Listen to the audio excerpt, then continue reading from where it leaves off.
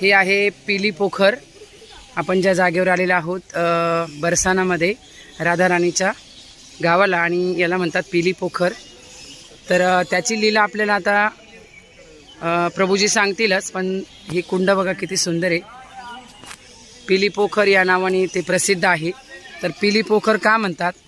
ऐसा हो गया कि हमेशा राधा रानी उधर जाती थी, तो उनकी सेवा देख के यशोदा मैया को लगा कि ये मेरी अभी बहू बननी चाहिए।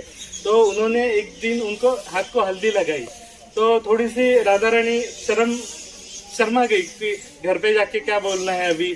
ऐसा करके वो जाके एक कुंड यहाँ पे है, पिली पोखर इसको नाम पड़ा बाद में। तो यहाँ पे आके उन्होंने हाथ धोए तो पूरा उसका कलर था येलो येलो हो गया, और राधा रानी को जो छुपाना था वही सब दुनिया के सामने आ गया कि उनका मतलब हाथ पीले हो गए।